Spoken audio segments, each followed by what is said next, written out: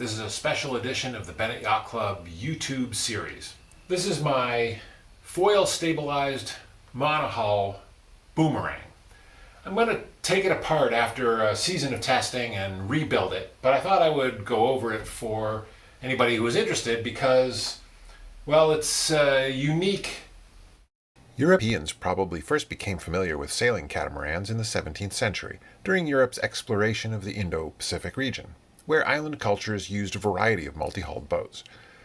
Knowledge of catamarans became more widely spread among Westerners as Pacific exploration and then commerce accelerated in the late 18th and early 19th century. But for a few short-lived exceptions, the first Western sailing catamarans didn't appear until the 1870s, when Rhode Island yacht designer Nathaniel Hershoff experimented with model and full-sized catamarans.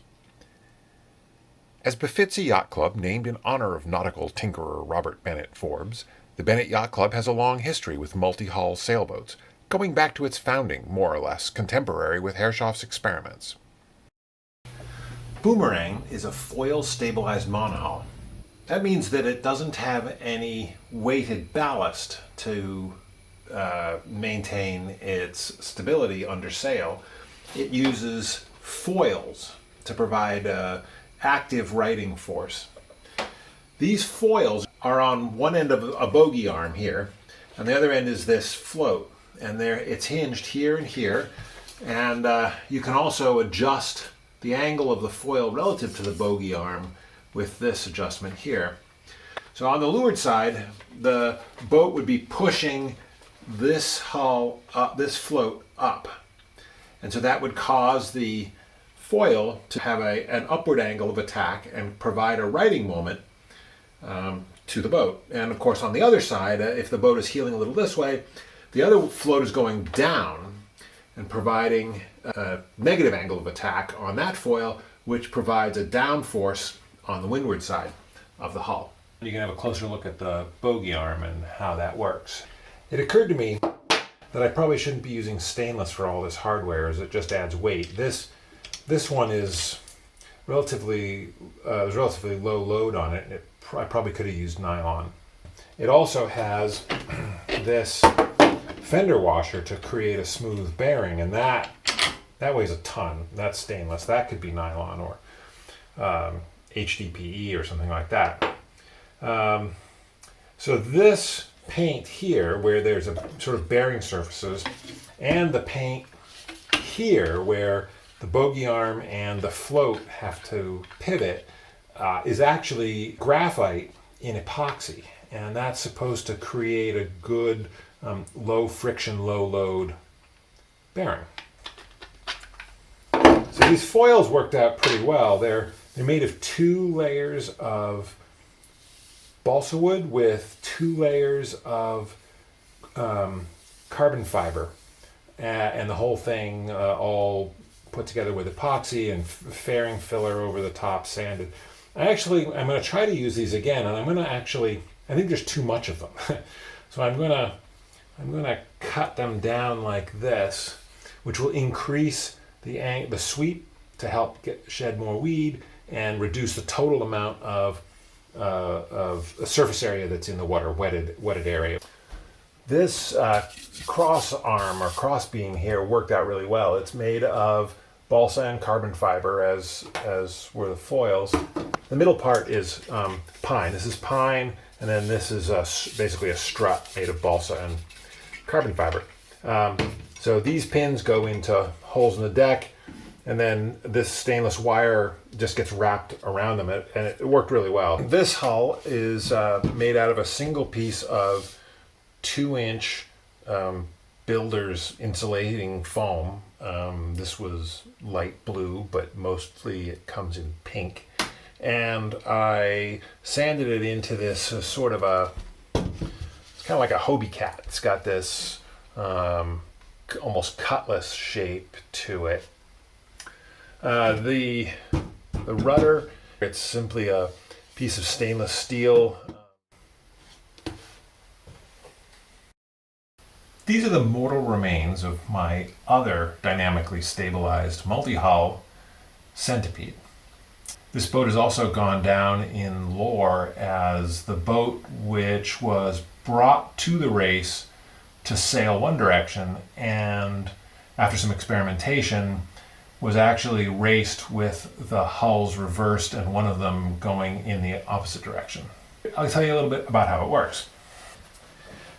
So this is the windward side, and it has this sort of, well, some people say it's banjo-shaped or tennis racket-shaped hull. Let's see. And it has, and it's on a pivot like this.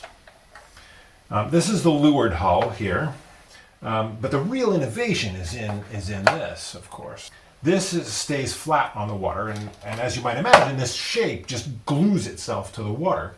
The faster the boat goes, the more the water is sucked up into this shape at the stern, and it actually creates a sort of a rooster tail behind it, which normally would be bad because it slows the boat down.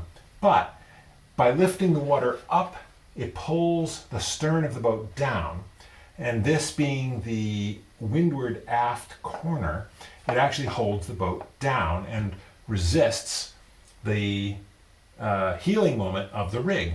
And the harder the wind blows, the faster the boat goes, the more downforce there is on this corner. When she sails, you can see this rooster tail behind the windward hull, and you can see that this hull is constantly going back and forth like this because it has to be flat to the water. She works really well right up until the wind is too strong and it overcomes this, and then she rolls right over. There's some innovative things going on with the rig too. Right now, she's on port tack. To go on starboard tack, you actually pick all the masts up, flip them over, and put them down in the other way. This bar across the top comes off to allow you to do that. And of course, you have to tack the hulls. You have to put this hull over there and that hull over here because this one has to be windward. Now, the gag with this boat is that when it first came to the race, the idea was that this hull was going to be the lee hull, and it was going to go that direction instead of this direction. And the idea there was that this big spade-shaped bow was going to get up on top of the water and plane. And even though there was lots of force there, this big wide shape was going to just still skim right over the waves. And that didn't work well at all. But when it was put on the windward side and flipped around so that it would go this way, the effect that I already described happened, and the boat worked fairly well. For 3 years, Centipede was engaged in a bitter rivalry against an absolute icon of Bennet Yacht Club multi-hull history, the Big Cat. The Big Cat, built by Kit Gregg, was first raced in 1958. Her hulls, 31 inches long, are U-shaped in section and carved of balsa wood. She has sort of spray rails on the inboard side of each bow to help prevent the submarining of the downwind hull. She has bendable aluminum rudders on each hull, arranged to be towed out slightly in such a way that when she flies the windward hull, a net windward rudder causes her to round up and shed some wind. As originally put together, she had a ladder ballast, a ladder-like frame that projected to windward parallel to the water, and a lead weight could be fixed in various positions along it to suit the wind conditions. In 1985, she was rebuilt with a different arrangement of crossbars connecting the hulls and a fin keel and ballast bulb instead of the ladder. This is cleverly arranged so that as the boat begins to fly one hull, the bulb comes clear of the water before the boat reaches the angle of vanishing stability. The weight of the bulb effectively increases 10% as it comes out of the water into the air, a feedback that helps keep the boat from flipping. The Big Cat was so fast that after she was introduced, catamarans in the Bennet Yacht Club had to be moved to their own racing class, the developmental class. The Big Cat has rarely been challenged since, and never defeated. Certainly not by Centipede. Another recent Bennet Yacht Club multi-hull is my trimaran, Troglodyte. I had a somewhat addled theory that if a trimaran was made out of very light, flat boxes, it would plane and be very fast. I built the widest, flattest boat I could, making each hull out of 4 sheets of balsa wood over balsa wood frames. In the event, it stuck to the water like it was glued there and drifted slowly downwind. My next move was to cut this boat up and make a monohull, the merganser, out of the middle hull, and a new catamaran version of Troglodyte out of the 2 side hulls. This time, I didn't try for planing. I turned the hulls so their corners would present V-sections to the water.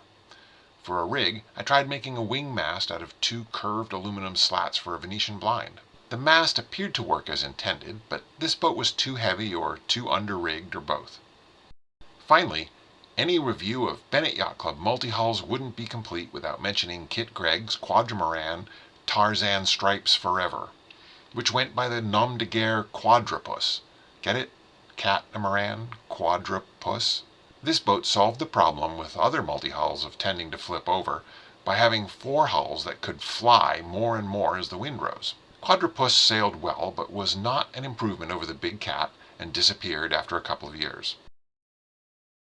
As a sea captain who made many trips around the world, our club's namesake, Robert Bennett Forbes, was familiar with native multi-hulls. He also experimented with boat design and is credited with inventing the split topsail, which became standard as the size of square-rigged ships grew.